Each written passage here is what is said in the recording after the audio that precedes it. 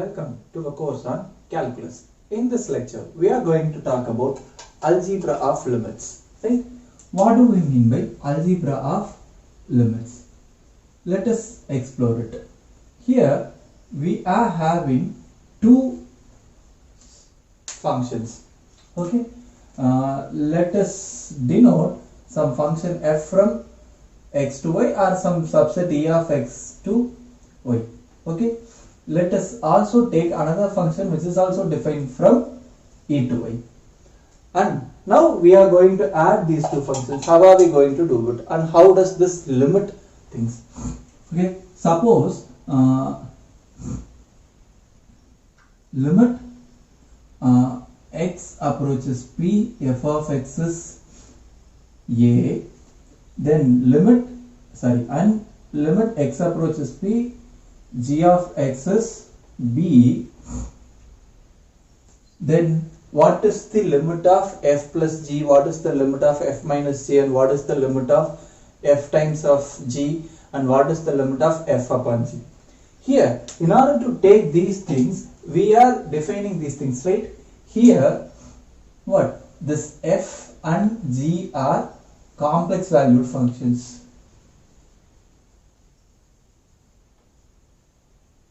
Which means what? Complex valued in the sense this y must be the set of complex numbers. Okay? Which means what? The results that we are going to see is very well applicable for the set of complex numbers. The functions that are defined on the set of complex numbers as well as the functions that are defined on the set of real numbers. Whenever we speak about complex numbers, it is also applicable for the set of real numbers. Here you may choose your x to be also c. Right? For these kind of functions we are talking these cases. And what is f plus g of x? So for every x in E, okay, by this definition what we have is for every x in E we have f of x in y. Right? So similarly, we have g of x also in y.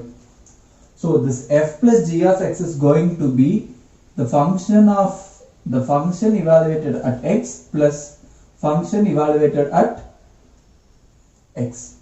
These two functions has to be evaluated at x and those two values has to be summed up, and that will give you this, and this is true for all x in E. Okay. Here what we have taken is this case. Okay. Similarly, if we are talking about minus, then we will have minus here. Similarly, fg of x is going to be f of x times of g of x. And f upon g of x is f of x upon g of x, provided g of x must not be equal to 0. Okay. We are not saying x must not be equal to 0, we are just saying g of x must not be equal to 0. That we have to remember clearly. Okay, the image of any value must not be equal to 0, only then we can define the quotient of functions. Okay, and with this we are going to evaluate the limits. And limit x approaches p, f plus g of x, that is going to be what? It is simply limit x approaches p, f of x plus limit x approaches p, g of x. So it is a plus b. Okay.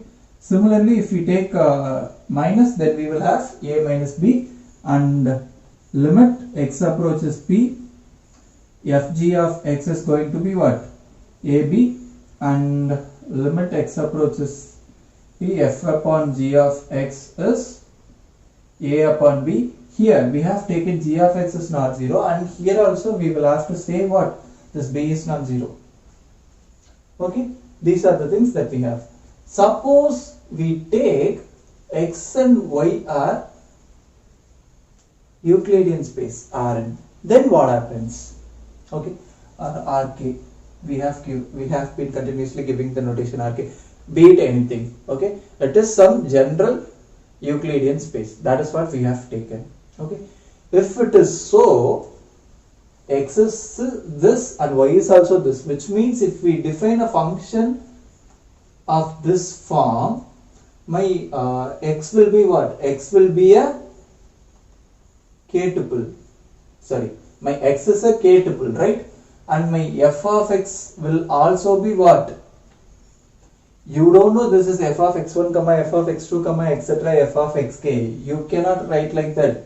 This will be f1 of x, f2 of x till fk of x. It is going to be something like this. Okay, all those functions is not a functions of single variable. Those are all functions of k variables. Okay, you will have something of this sort. Even supposing we take two functions of this form, how are we going to achieve the things? That is the sum of two functions and the subtraction of two functions, multiplication and all those stuff. How are we going to do it? We are going to do with the same results we will get for this case as well. The condition is that here the addition, subtraction, multiplication, division, these things are happening in usual sense, which means we have to multiply two real numbers or two complex numbers. That's it. Here we have to add or multiply two k tuples. So when we multiply two k tuples, how are we going to do it? The position wise we will have to multiply and sum it up.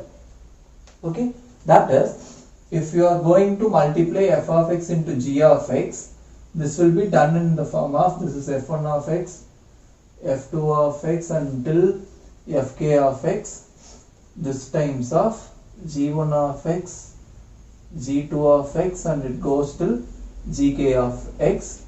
And when you make the product, what you are going to get is f1 of x, g1 of x plus f2 of x, g2 of x, and it goes till fk of x, gk of x. This is what you are going to get. This is how we will perform multiplication. Okay. Supposing we say limit x approaches p, f of x is a. Here this x is a k tuple, this p is also some k tuple. Therefore this a will also be some k tuple. Okay. So whenever you perform this thing f plus g of x, you will get a plus b. Okay, assuming limit x approaches p, g of x is b. All these quantities are k tuple. Here we are making addition of two k tuples, which means what? We will have to perform term wise addition. Okay, similarly limit x approaches p upon, this is going to be ab. Okay, here the multiplication has to be done like this. Okay, here I have directly given the limits. This is a theorem that we have in the course of calculus.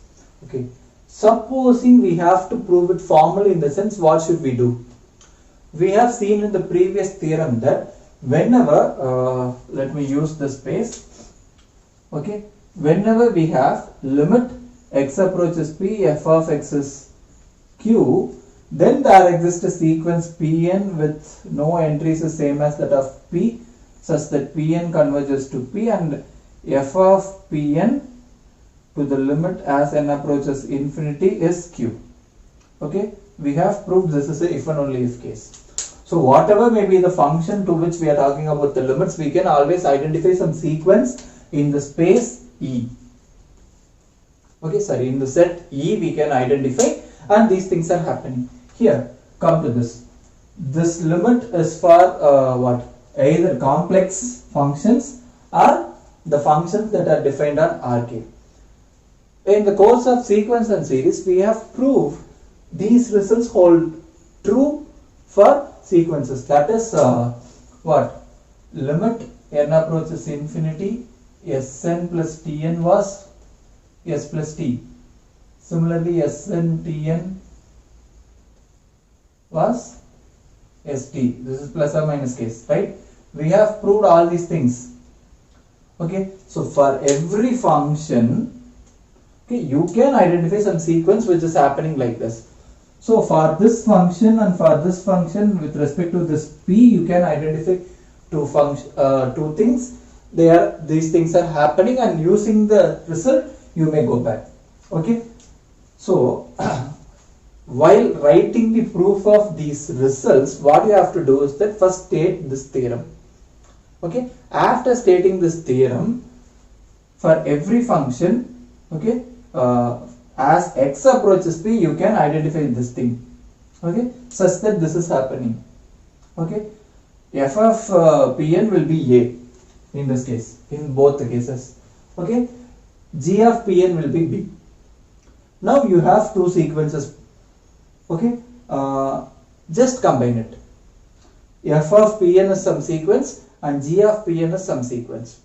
Just do the things, do the requirements, and after that just making use of this result will give you back.